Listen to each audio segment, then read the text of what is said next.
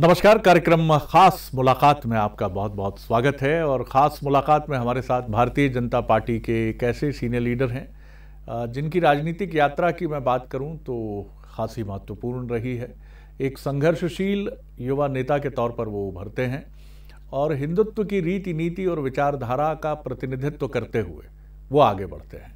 एक तेज तर्रार और जैसा हमने कहा कि हिंदुत्व कह लीजिए या सनातन परंपरा के मूल्य कह लीजिए, उनको लेकर उनका स्वर हमेशा मुखर भी होता है और वो बहुत खुलकर अपनी राय भी रखते हैं। वर्तमान में वो एक महत्वपूर्ण संवैधानिक दायित्व को भी निभा रहे हैं और मौजूदा जो राजनीतिक स्थिति है मध्य प्रदेश की, उसमें वो पद बहुत महत्वपूर्ण हो जाता है। वो प्रोटेम स्पीकर का दायित्व भी निभा रहे हैं। तो आज हम बात करेंगे भारतीय जनता पार्टी के वरिष्ठ विधायक और प्रोटेम स्पीकर रामेश्वर शर्मा जी से। बहुत स्वागत करता हूँ। जी नमस्कार सर जी। सबसे पहले तो जब हम आपसे बात कर रहे हैं तो बड़ा मसला यही है, कितने आश्वस्त हैं आप मध्य प्रदेश में? बीजेपी बार बार ये दावा करती रही कि हम सरकार बचाने के लिए नहीं प्रतीक्षा कर रहे हैं उपचुनाव के नतीजों की, बल्कि सरकार को मजबूती से चलाने के लिए इंतज़ार कर रहे हैं। बहुमत में तो दावा है कि हमारे लिए कोई समस्या नहीं। कैसे देखते हैं आप बाय इलेक्शंस के रिजल्ट्स को? नहीं, निश्चित रूप से जो पार्टी के नेतृत्व ने अपेक्षा रखी है या माननीय शिवराज जी का या माननीय प्रदेश अध्यक्ष जी का जो सोच है वो क्लियर है। सरकार चलाने के लिए तो पर्याप्त है और वो उसमें कोई कहीं किसी को कोई परेशानी नहीं, पर प्रदेश के हित में और किसान और गरीब के हित में निर्णय लेने के लिए स्मूथली सरकार चले और ठोस निर्णय सरकार ले सके, इसलिए उसको मजबूती का बहुमत की आवश्यकता है। और वो देवी योग से, संयोग से और मध्य प्रदेश की जनता जनार्दन के आशीर्वाद से मुझे लगता है कि 10 तारीख को सब क्लियर हो जाएगा। जी, एग्जिट पोल क्लेम कर रहे हैं, उनका दावा है कि 16 सीटें, 16 से 18 सीटें भी इस तरह की संभावना। आप इत्तेफाक करते हैं कि और ज़्यादा उम्मीद करते हैं? नहीं, ठीक है, हम 20 के आसपास का आकलन है हमारा है, लेकिन कुल मिलाकर ठीक है, हम बहुमत को क्लियर कर रहे हैं और मजबूती की सरकार चलाने का जो वादा हम कर रहे हैं या प्रदेश की जनता जो सोच रही है कि ये सरकार को मजबूत अगर बनाएंगे तो गरीब का कल्याण होगा, इस सरकार को मजबूत बनाएंगे तो युवाओं का कल्याण होगा, बेटा बेटियों की पढ़ाई की सुरक्षा होगी, लैपटॉप उनके हाथ में होगा, गरीब के साथ रोजगार के संसाधन होंगे, अंधेरा दूर हटेगा और उजाला उसके पास आएगा। तो इस सरकार से लोगों को आशा है, शिवराज जी से असल में गरीब को बहुत आशा है और जिसको आशा होती है उसे, जिसे भरोसा होता है, उस आशा और भरोसे को वो कायम रखने के लिए अपना मत देता है और इसलिए उस मत में वो भरोसा छिपा हुआ है, जिस भरोसे को 15 साल से शिवराज जी ने कायम रखा है। जी। अभी जो वर्तमान परिवेश है उसमें एक मसला जो पहले भी उठा है, लव जिहाद, वो मसला फिर उठा है। कुछ ऐसी घटनाएं देश में हुई जिनको लेकर प्रतिक्रियाएं हुई और मध्य प्रदेश के चीफ मिनिस्टर शिवराज सिंह चौहान जी ने भी इसको लेकर चिट्ठी लिखी है। ये जो घटनाएं घट रही हैं, ये जो चीज़ें सामने आ रही हैं, इसमें एक आरोप ये है कि भारतीय जनता पार्टी इसको कुछ ज़्यादा तूल दे रही है और दूसरा आरोप ये भी है कि जो दूसरा पक्ष है उसकी तरफ से भी ये बातें उठती हैं, ख़ासतौर से जो बीजेपी विरोध की राजनीति करता चला है। आप इस लव जिहाद के मसले को किस तरह देखते हैं और क्या आपको लगता है 2020 की इस राजनीति में, इस व्यवस्था में इस तरह के मसले क्या भारत को कहाँ खड़ा करेंगे? नहीं, एक तो मैं लव जिहाद के मामले में आपके बंसल चैनल के माध्यम से शिवराज जी को धन्यवाद देता हूँ कि शिवराज जी ने एक ऐतिहासिक फैसला लिया है कि लव जिहाद पर कठोर कानून बनेगा। दूसरा, ये लव जिहाद जिहाद है, अकेला लव होता तो मुझे नहीं लगता कि देश में किसी को कोई आपत्ति होती। पहले भी अनेक ऐसी घटनाएं हुई हैं कि हिंदू बेटियों ने मुसलमानों से शादी कर ली और मुसलमान की बेटियों ने हिंदुओं से शादी कर ली, पर जिहाद नहीं था। आज बेटी को लोभ प्रलोभन और फेसबुक के आधार पर उसको फंसाया जाता है और फिर 8-9 महीने बाद उसको मार दिया जाता है। तो श्रीमान, ये लव जिहाद है और एक बेटी की हत्या अर्थात 5 व्यक्तियों की हत्या है। कम से कम वो 5 बेटा बेटियों को जन्म देने का साहस रखती है वो कन्या जिसको मारा गया है। ये केवल इतना नहीं है कि एक हिंदू बहन बेटी को इनने फंसाकर इतना किया है, बल्कि ये राष्ट्रांतरण भी है, धर्मांतरण भी राष्ट्रांतरण है। ये जानबूझकर इसमें आतंकवाद इन्वॉल्व हो गया है। आप ये ध्यान रखिए, ये घटना कोई छोटी मोटी नहीं है, ये दो आशिकों की मिजाज की घटना नहीं है। इस आशिकी में कहीं ना कहीं जिहाद घुस गया है, और ये वो जिहाद है जो देश के विभाजन पर काम कर रहा है। ऐसे जिहाद को रोकना आवश्यक है, और इसलिए इसको रोकने के लिए लोकतांत्रिक परंपरा में हम जी रहे हैं, तो लोकतांत्रिक परंपरा से हमें कानून भी बनाना पड़ेगा। बेटी का अपहरण होगा तो अपहरण का प्रकरण लगेगा, बेटी के साथ सामूहिक गैंग रेप होगी तो गैंग रेप का प्रकरण लगेगा, हत्या हो गई तो हत्या का प्रकरण लगेगा। कठोर कानून बनाना इसके लिए आवश्यक है, और जो लोग इस तरह के लव जिहाद को बढ़ावा देते हैं उनकी रूह कांपनी चाहिए, और उनको कभी भी इस केस में अग्रिम जमानत की व्यवस्था नहीं होनी, अग्रिम जमानत की व्यवस्था नहीं होनी चाहिए। सीधा ट्रायल केस हो और ऐसे लोगों को सजा दे। देखिए, हमने मध्य प्रदेश में शिवराज जी की सरकार ने नाबालिग बेटियों के साथ बलात्कार पर हमने फांसी की सजा का प्रस्ताव पास किया। मध्य प्रदेश सरकार के प्रस्ताव को महामहिम राष्ट्रपति जी ने मंजूरी भी दी। लेकिन अगर सारे देश में इस कानून की मान्यता अगर हो जाती तो मुझे लगता है कि ये ट्रायल जरा जल्दी होता, और जल्दी बेटियों के साथ अपराध करने वाले अपराधियों को जब सजा मिलती, चौराहों पर जब फांसी होती, रूह कांपती। देखिए, हिंदुस्तान में हमने बेटियों को हिंदू और मुसलमान में नहीं देखा, हमने बेटी हिंदुस्तान की देखी। और इसलिए कभी भी आप देखेंगे तो छत्रपति शिवाजी ने, जब छत्रपति शिवाजी के सैनिक औरंगजेब की पत्नी को उठा के ले आए थे, और जब लेकर आए तो छत्रपति शिवाजी को उनके सैनिकों ने कहा कि महाराज आज हम आपको तोहफा देते हैं। तो छत्रपति शिवाजी ने कहा कि क्या तोहफा देते हैं? बोले हम आपके लिए एक तोहफा देते हैं, नजराना पेश करते हैं तोहफे। बोले क्या नजराना है? और जब उनकी पत्नी को उनको करते हैं तो छत्रपति शिवाजी ने पैर पड़ते हुए कहा कि मेरा झगड़ा औरंगजेब से है, उसकी पत्नी से नहीं है। मेरा झगड़ा आतंकवाद से है, मेरा झगड़ा राष्ट्र विरोधियों से है, और इसलिए साथ सम्मान उन्होंने कहा कि इसको वापस करके आओ। तो हिंदुस्तान में चाहे छत्रपति शिवाजी हो, चाहे राणा प्रताप हो, चाहे गुरु गोविंद सिंह हो, चाहे बंदा बैरागी हो, चाहे गुरु तेग बहादुर सिंह हो, हमारा इतिहास और हमेशा इस बार रहा है कि हमने कभी बेटी पर हाथ नहीं उठाए। और ये जो लव जिहाद है, ये हिंदुस्तान में बड़े घरानों पर अटैक है, और इसलिए आज की जरूरत है कि मैं शिवराज जी को भी धन्यवाद दूंगा कि उनने लव जिहाद पर कानून बनाने का तय किया। मैं योगी जी को भी धन्यवाद दूंगा कि उनने भी लव जिहाद पर कठोर कानून बनाने के धन्यवाद दिया। हरियाणा के मुख्यमंत्री जी ने भी इस पर स्टेटमेंट दिया, और संपूर्ण देश में सोचना चाहिए। और बल्कि तथाकथित जो धर्मनिरपेक्ष नेता हैं, जो इस्लामिक नहीं है पर टोपी पहन के इस्लामिक बनने का ढोंग रचते हैं, उनके लिए भी ये सुखद संयोग रहेगा। अरे भैया, हिंदू जब हिंदू की घर से बेटी जाती है तो संघर्ष पैदा होता है, दो जातियों में संघर्ष हो जाता है। कभी कभी वो संघर्ष दो गांव में आग लगा देता है, कई गरीब और निर्दोष परिवार उसके शिकार हो जाते हैं। तो कम से कम जब ऐसी शादी ही नहीं होगी जिससे लोग मरे, ऐसा लव जिहाद का नाटक ही नहीं होगा, और लव जिहाद रुकेगा तो हिंदुस्तान में हिंदू और मुसलमान के झगड़े भी रुकेंगे। आप एक और नजरिया देखिए कि एक कानून बनने से लोग चाहते हैं ना शांति से रहें, सद्भावना से रहें, तो शांति और सद्भावना इससे अच्छा क्या हो सकता है? ना लड़की का अपहरण होगा, ना लव जिहाद होगा, ना खूनी संघर्ष होगा, ना गाँव में आग लगेंगी, ना लोगों की खेती जलेगी, ना लोगों की दुकान जलेगी, ना किसी को परेशान होना पड़ेगा। अच्छा है। और जब शादी हो तो आओ भैया, घोड़े पे बैठ के फिर डांस करो, ये देश है वीर जवानों का, लोग गाते ही है। आप यहाँ तो शादी में भी देश है वीर, लेकिन ऐसा लव जिहाद हम बर्दाश्त नहीं करेंगे। इसके खिलाफ कठोर कार्रवाई हो। मैं शिवराज जी को फिर कहूंगा कि उनकी सरकार का उनका एक ऐतिहासिक फैसला है, इस पर सख्त कानून बनना चाहिए, सरकार अच्छा कानून बनाए। जो विवाह शांतिपूर्ण हो जाते हैं, कई हुए हैं, अतीत में भी हुए हैं, अभी भी हो जाते हैं, जिनमें कोई लव जिहाद नहीं होता। जैसा आपने कहा, लव हो तो ठीक है, जिहाद क्यों है? क्यों गोली मार दी गई किसी लड़की को, या क्यों किसी को प्रताड़ित किया गया, जैसा आप आरोप लगा रहे हैं?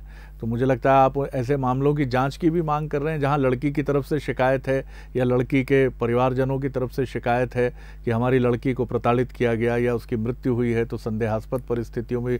लेकिन जो शादियां शांतिपूर्ण हो जाती हैं, उनके बारे में आप क्या कहें? देखिए, नरगिसा का अगर सुनील दत्त से लव था और शादी हो गई तो हमने कहा कौन सा दंगा हुआ? कहाँ हुआ? शाहरुख खान या गौरी की शादी हुई, कहाँ हुआ? लेकिन निभाओ ना, ठीक है कि नहीं? अगर गौरी की जगह शाहरुख खान 3 और रख ले तो फिर गौरी बताएगी कौन सी गौरी है वो। ठीक है कि नहीं?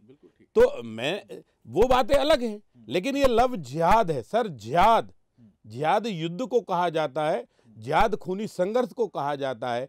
जिहाद में प्यार नहीं बसता, जिहाद में कटुता बसती है, जिहाद में नफरत बसती है। और इस नफरत को रोकने के लिए कठोर कानून की आवश्यकता है, और एक कानून बनाना जरूरी है। और सवाल इतने ही नहीं है कि केवल हिंदू लड़कियों से ही लव हो, फिर दोनों तरफ होने दो, फिर क्या परेशानी? फिर क्या परेशानी? फिर तुम्हें भी क्या उनको भी क्या परेशानी? सीता का अपहरण हुआ है तो उसका परिणाम राम रावण युद्ध है। ये देश बेटियों को पूछता आया है, और यही देश है जो भारत माता की कूख से पैदा होने का गर्व करता है। इसलिए कूख पर हमला जब होगा तो उसका प्रतिकार करना ही चाहिए, और जो प्रतिकार नहीं करते वो कहीं ना कहीं अपने पूर्वजों के बारे में और अपने खून के बारे में उनको संदेह है। जो कानून की बात हो रही है, मुख्यमंत्री जी ने भी जो चिट्ठी लिखी है, तो कानून के बिंदु कुछ आपने विचार किया उस पर? किस तरह से आप? नहीं, हम उसमें चूंकि उसके बारे में हम बहुत ज़्यादा जानकार नहीं हैं, पर जो विधिवेत्ता हैं उनसे सलाह, और जो कानून के सलाह मशवरा है, लेकिन कानून के अर्थ में समझ रहा हूँ। जो मैंने आपको चैनल पर पहले कहा कि अगर बेटी को लोभ प्रलोभन देके अगर उसका अपहरण हुआ है तो अपहरण की एक धारा बनती है। फिर उसके साथ जिस व्यक्ति ने खुद ने दोस्ती करी थी, लेकिन उसके पूरा भाई, चारों पांचों भाई मिलकर अगर उसके साथ बलात्कार करते हैं तो सर केवल एक का शारीरिक संबंध नहीं है, वो गैंग रेप में आता है। वो फिर बाद में उस लड़की को मार दिया जाता है तो वो हत्या में आती है।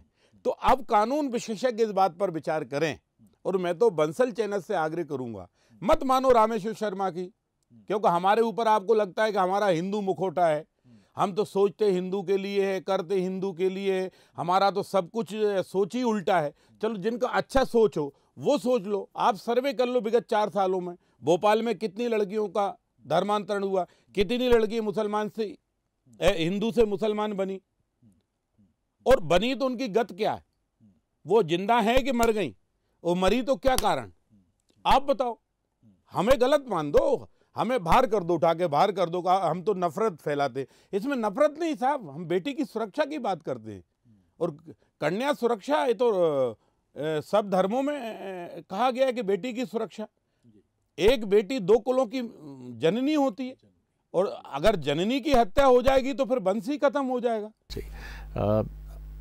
कांग्रेस के विधायक आरिफ मसूद साहब भी इस समय बड़ी चर्चा में है। फ्रांस में जो इशू हुआ और तथाकथित ईश निंदा की जो घटनाएं सामने आई, उसके बाद भोपाल में एक बड़ा प्रदर्शन होता है, उनके खिलाफ मामला कायम होता है, फिर उनके कथित अवैध अतिक्रमण जो है उसके खिलाफ भी कार्रवाई होती है। कुछ लोग इसको राजनीतिक नज़रिए से प्रेरित बताते हैं, जैसा आप खुद कह रहे थे कि हम बोलते हैं तो फिर अर्थ बदल जाते हैं कि बीजेपी कह रही है तो बीजेपी तो धर्म, या रामेश्वर शर्मा जी तो हिंदू सनातन परंपरा के मुखर हैं, प्रतिनिधि हैं। आप ये किस तरह देखते हैं आरिफ मसूद साहब के इस पूरे मामले को, जिसमें भोपाल में करीब 3000 या उससे भी ज़्यादा लोगों का एक विरोध भी शामिल है? देखिए, आरिफ मसूद एक निर्वाचित जनप्रतिनिधि जब हो गए तो निर्वाचित जनप्रतिनिधि की जवाबदारी है। भोपाल में तो कोई घटना हुई नहीं, भोपाल तो फ्रांस नहीं है ना, भोपाल में कोई राजकीय दूतावास है दूसरे देशों के, ठीक है कि नहीं? तो भोपाल की सड़कों पर, अच्छा पूरे देश में कहीं प्रदर्शन नहीं हो रहा, भोपाल में ही आपको क्या है, संक्रमण रोग से दुनिया गुजर रही है, कोरोना संक्रमण से हम भयग्रस्त हैं, एक दूसरे को मास्क लगाने की सलाह दे रहे हैं, सोशल डिस्टेंस बनाने की बात कर रहे हैं, अपने भी जब चले जा रहे हैं तो उनसे को भी टच नहीं कर पा रहे। इससे ज्यादा मानवता पर तिरस्कार का दिन कभी आ सकता है कि बेटा खड़ा है, बाप जा रहा है, पर बेटा बाप की बॉडी को टच नहीं कर पा रहा। ये कितना बड़ा तिरस्कार है मानव जाति के लिए, सभी धर्मों में, चाहे वो मुसलमानों का हो, चाहे हिंदुओं का हो, चाहे सभी के धर्मों के ये है। इसके बाद भी ये ड्रामा करने की क्या जरूरत है? पोस्टर जलाए, छाती पीटे, अल्लाह अकबर के नारे लगाए, क्या जरूरत है? अगर तुमको इतनी ही चिंता थी तो 2 लाइन की चिट्ठी लिख देते यार। विधायक का ज्ञापन देना और विधायक की चिट्ठी लेना एक बराबर होता है। आप अपनी मंशा व्यक्त कर देते, लेकिन आप छाती पीट कर सोचो कि भोपाल में आप सूरमा हो तो ये मुगालते। आपको प्रदर्शन करना था तो फ्रांस में करो, भोपाल में तो घटना नहीं हुई ना। यहां तो 5 टाइम का मुसलमान नमाज पढ़ रहा है, किसी ने रोका क्या? या तो उसकी नमाज पे पाबंदी नहीं है, देश में उसकी नमाज पे पाबंदी नहीं है, फिर क्यों? फ्रांस में ड्रामा हुआ है, फ्रांस जाओ। और कल तक तुम ही छाती पीट के फ्रांस के उस राष्ट्रपति का धन्यवाद करते थे। आज जब उसने आतंकवाद को कुचला और नकेल लगाई तो आप उसके खिलाफ हो गए। तो जो कुछ करना है फ्रांस में जाके करो, यहां नहीं करोगे। यहाँ के जन वातावरण को डराने की कोशिश की, यहाँ के जन वातावरण में भय पैदा करने की कोशिश की, और यहाँ ये दिखाई कि हम इकट्ठा है, हम लड़ेंगे, हम मार डालेंगे। तो ध्यान रखिए, सरकार चाय नहीं पीती रहेगी, सरकार भी कानून बता देगी कि कानून क्या चीज होती है। और रहा सवाल आरिफ मसूद के अतिक्रमण पे, तो ये जो अतिक्रमण है, ये अतिक्रमण 2002 में दिग्विजय सिंह ने चिन्हित किया था। अच्छा, जी जी जी। एक गदर कांड हुआ था, तब आरिफ मसूद सुरेश पचौरी को बिलोंग करते थे, तब ये अतिक्रमण में नोटिस हुए थे। अच्छा, ये उस समय के नोटिस हैं। अब वो दिग्विजय सिंह छाती पीट रहे कि आरिफ मसूद के साथ अन्याय हो रहा है, तो अन्याय की जननी तो दिग्विजय सिंह है। हाँ, शिवराज जी एक्शन करने में कमजोर नहीं है, एक्शन करते हैं, जब अपराध दिखेगा तो एक्शन करेंगे। अच्छा, तो बड़े तालाब पर कब्जा और व्यक्ति की हत्या एक बराबर है, क्योंकि जल ही जीवन है। बड़े तालाब को पूर कर कब्जा करना अर्थात व्यक्ति की हत्या करने के बराबर है, माफ करना। तो उसका कोई राजनीति से आप कहते हैं? उसका राजनीतिक नजरिया नहीं है। हाँ, लेकिन अतिक्रमणकारी बर्दाश्त नहीं किए जाएंगे। गुंडागिर्दी करने वाले, अतिक्रमण करने वाले बर्दाश्त नहीं किए जाएंगे। शिवराज जी का शासन लोग सहजता का माने, सरलता का माने, लेकिन जब आतंकवादी सिम्मी के जेल तोड़कर भागते हैं तो ये वही शिवराज सिंह चौहान है, कहता है कि सूरज निकलने के पहले जिंदा या मुर्दा चाहिए। गुंडागिर्दी, कानून की रेखा लांघने वाले, चाहे वो सिम्मी के हों चाहे आज के हों, ये बर्दाश्त नहीं किया जाए। और इसलिए कठोर कार्रवाई करना ये सरकार की जवाबदारी थी, जवाबदारी है, और इस जवाबदारी को शिवराज जी ने निभाया है। कंक्लूड करूंगा इस बातचीत से कि जो भी जनादेश हमारे सामने आएगा उपचुनाव का, उसके बाद मध्य प्रदेश विधानसभा बहुत महत्वपूर्ण हो जाएगी, और विधानसभा के साथ प्रोटेम स्पीकर भी बहुत महत्वपूर्ण हो जाएगा। तो कुछ थोड़ी क्या चिंता भी है आपके मन में कि किस तरह से वो सिचुएशन होगी, क्योंकि वो सारा दारोमदार जो आता है वो आरंभिक तौर पर तो प्रोटेम स्पीकर पर आता है, फिर उसके बाद एक निर्वाचित स्पीकर जो भी होगा वो उस दायित्व को देखेगा। लेकिन आप कभी आपके मन में कोई चिंता इसको लेकर कि विधानसभा बड़ी फायरी होगी, या जो भी सत्र होगा इसके बाद का, या फ्लोर जो भी फ्लोर पर जाने की बात होगी, किस तरह से देखते हैं आप? ये लोकतंत्र का मंदिर है। मंदिर में आए हुए सभी दर्शक, उपासक, पुजारी, ये मंदिर के उपासक कहा जाता है, पुजारी कहा जाता है, भगवान के प्रति आस्था रखने वाले लोग आते हैं। तो मुझे लगता है कि जो वहाँ 230 निर्वाचित होकर बैठे हैं, निर्वाचित कुछ होकर आएंगे, वो उस मंदिर के पुजारी होंगे, उस मंदिर के उपासक होंगे। और उपासक और पुजारी का ये दायित्व है कि मंदिर की प्रतिमा खंडित नहीं होनी चाहिए, बल्कि उसका मान बढ़ना चाहिए। ठीक है, और इसलिए मैं उसका यजमान होने के नाते, मैं ये नहीं कहूँगा कि मैं पुजारी हूँ, मैं यजमान होने के नाते मेरा ये दायित्व रहेगा कि 230 जिस लोकतंत्र के मंदिर में प्रवेश किए हैं वो लोकतंत्र को जिंदा रखे, वो भारत के संविधान को राम की मर्यादा में बांधे। क्योंकि लोगों ने भली भूल गए हों, पर भारत का संविधान राम की मर्यादाओं पर चलता है, और नहीं चलता तो चलाना पड़ेगा, क्योंकि बिना राम बिना हिंदुस्तान अधूरा है। और इसलिए मेरा राम किसी को नहीं मारता, मेरा राम सबको गले लगाता है, और मेरा राम सबको भाता है। और इसलिए उस राम की जो आदर्श मर्यादाएं हैं उनके आधार पर चलेगा। और 230 हाउस के अंदर जो सदस्य हैं वो मेरे अपने हैं और मैं उनका हूँ। लोकतांत्रिक परंपराएं और लोकतांत्रिक नज़रिया सड़क पर देखने का बदल सकता है, पर मंदिर में देखने का नहीं बदला जाता। वहाँ जनहित की बात का समर्थन होगा, उसका सम्मान होगा, लोकतांत्रिक मर्यादाओं का और उसकी मानविंदों की रक्षा होगी। हाँ, मैंने जैसे ही कहा कि उद्दंडता कहीं भी पसंद नहीं होगी, उद्दंडता कहीं भी नहीं, और मंदिर में तो बिल्कुल नहीं। जब लोग एकाग्रता की बात कर रहे हों, लोग राष्ट्रीयता की बात कर रहे हों, रोष तिरंगे की बात कर रहे हों, लोग अपने वैभवशाली इतिहास की बात कर रहा हूँ, तब हमें उसका ध्यान रखना पड़ेगा। तब कोई अलग से जो आवाज़ लगाने का जो ढोंग चला है लोकतंत्र में, वो गलत है, वो अमर्यादित है।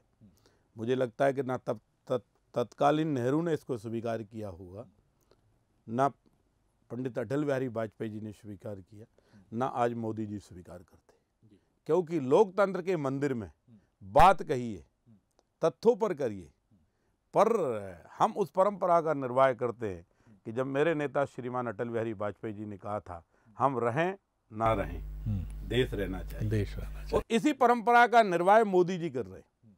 आप देखिए, आज मोदी जी के कहने के लिए कम से कम आज ही मैं कह सकता हूं कि लोग ना जाने क्यों कहते आप संवैधानिक पद पे बैठे, आप ऐसी बातें क्यों कर रहे हैं। अरे भैया, संवैधानिक पद पे बैठे तभी तो ये बात कर रहे हैं कि कानून बनाओ, नहीं तो डंडे चलाने की बात करते।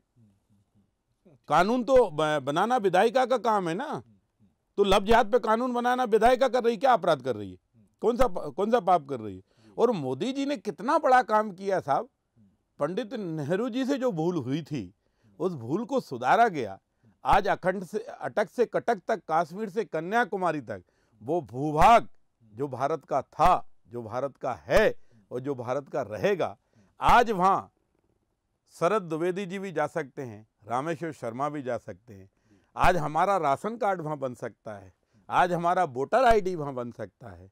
कश्मीर के लोगों का तो सब प्रकार के सुख दुखों की चिंता हमने की। राशन नहीं था तो राशन दिया, चावल नहीं था तो चावल दिया, पैसे की जरूरत पड़ी तो पैसे दिए, देश का गला काटा और उनको दिया। लेकिन आज ये कह सकते कि नहीं, मोदी जी एक तो फक्र का काम किया कि जो लाल किले की प्राचीर पर तिरंगा फहराया जाता है, वो लाल चौक पर भी फहराया जा रहा है। और जो कह सकते हैं कि कश्मीर हो या गुवाहाटी, अपना देश अपनी माटी, उस संकल्प को आज नरेंद्र मोदी जी ने, अमित शाह जी ने पूरा किया। और इसलिए हमारे हर इशू राजनीतिक चश्मे के लिए नहीं, हमारे हर इशू देश के लिए है। हमारी बात गलत है, हमें कुचल दो, हमारी बात गलत है, हमें जेल में डाल दो, धमकी दे दो, मार डालो, कोई डरने की बात नहीं है, क्योंकि राम ने पैदा किया है, हम सिर्फ राम से डरते। लेकिन हम एक बात जरूर कह देना चाहते हैं कि देश के खिलाफ अगर कोई भी बोलेगा तो माफ़ करना, वो अपना हो या पराया, उसे माफ़ नहीं किया जा सकता। ये जो तिरंगे के रक्षा का संकल्प है, उस सैनिक को कमज़ोर मत करो नेता, कान खोलकर सुन लो। कमज़ोर करना है तो हम दलों को करना है, हम नेताओं को करना है, करो, पर देश के सैनिक को और देश के स्वाभिमान को कमजोर मत करो। रामेश्वर जी, आपकी इसी निवेदन के साथ इस बात से कोई असहमत नहीं हो सकता है कि आप तिरंगे के सम्मान या राष्ट्र के सम्मान में कोई कमी ना करें। आप अपने राजनीतिक अंतर विरोधों की लड़ाई लड़ें, लेकिन उसमें राष्ट्रीय मान बिंदु जो हैं उनको बीच में ना ले आएँ। बहुत धन्यवाद करता हूँ इस बातचीत के लिए, और आपकी भावी राजनीतिक यात्रा के लिए भी बहुत शुभकामनाएं। खास मुलाकात में इतना ही। अगली बार एक और ख़ास शख्सियत को लेकर आपसे मिलेंगे। अनुमति दीजिए। नमस्कार।